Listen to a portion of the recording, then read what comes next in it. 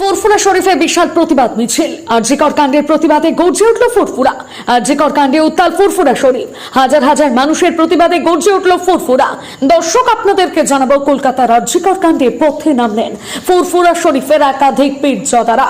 কলকাতার আরজিকর কাণ্ডে দোষীদের গ্রেপ্তারের দাবিতে আজ ফুরফুরা শরীফে এক বিশাল প্রতিবাদ মিছিল।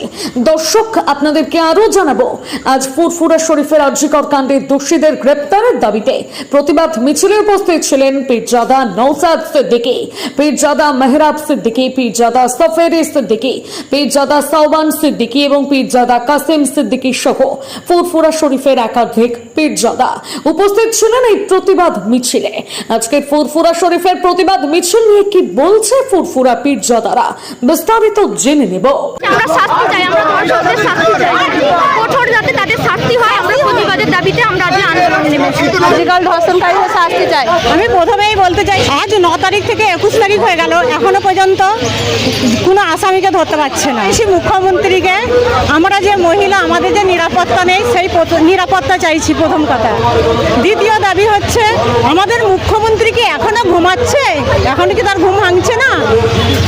আজ মৌমিতা দেবনাথ, কাল আনিস খান, তারপরে আবু সিদ্দিক হালদার, কোথায় আমাদের বিচার? রেপ করে কেমিক্যাল শরীরে দিয়ে হত্যা করেছে, যে তৈরি করে যেন লাশটা পচে যায়। আজকে সেই বোন তার দেহ কদিন আগে পেয়েছে, এখনো পর্যন্ত আপনার তার ধর্ষকরা এখন অ্যারেস্ট হয়নি। অবিলম্বে এই সমস্ত ধর্ষকগুলোকে অ্যারেস্ট করে অবিলম্ব দৃষ্টান্তমূলক শাস্তি দিতে হবে, না হলে আমাদের প্রতিবাদ চলবে। দেশবাসীর কাছে আর্জি করবো, আপনারাও প্রতিবাদে না, এখানে এতদিনের ব্যাপার না। ব্যাপার হচ্ছে আমাদের ছেলেরা রাস্তায়, হাজার হাজার ছেলে। আমরা কোনো আজও দেখছেন কোনো ব্যানারে নয়, কোনো ব্র্যান্ডিংয়ে নয়। আন্দোলনকারীদের সাথে আন্দোলন করব, নৈতিক কর্তব্য হিসেবে আন্দোলন করব। আগে পরে বা এই সমস্ত কথা কোনো অযৌক্তিক কথা, সব রকমভাবে সকলে আন্দোলন করছে। আমাদের বিগত দিনে যে সমস্ত আমাদের ভাইদেরকে আমরা যে গ্রুপে যে সমস্ত গাইডলাইন দিয়েছি, সেই গাইডলাইন অনুযায়ী তারা রাস্তায়, এখনও রাস্তায় আছে। আজও হাজার হাজার ছেলে রাস্তায় আছে। অতএব এখানে কোনো ব্র্যান্ডিংয়ের ব্যাপার নেই, অন্য কোনো ব্যাপার নেই। অরাজনৈতিকভাবে আমাদের সেই বোনের জাস্টিস আমরা চাচ্ছি, বা সেটাই। আজকে একাধিক পীরজাদা পীর সাহেবরা নামেছে, তার কারণ এটা বারবার হয়ে আসছে, বারবার পশ্চিমবাংলা এটা হয়ে আসছে।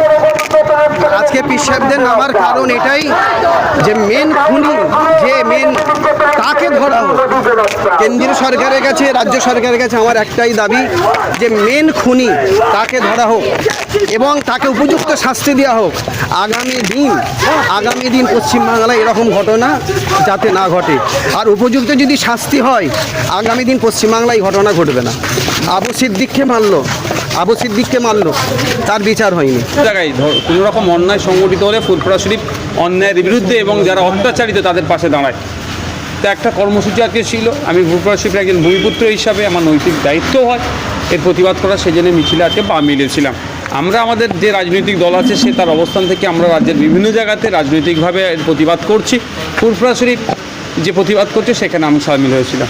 তার সাথে সাথে শক্তি বাড়ে, মানে 14 তারিখে 7:30 একটা নিঃস্বার্থ একটা মহিলাকে গলা কেটে খুন করা হলো, সেই নিয়ে কী বলবো? আমি বাড়িতে গিয়েছিলাম প্রিয়াঙ্কা হাসদা নামে।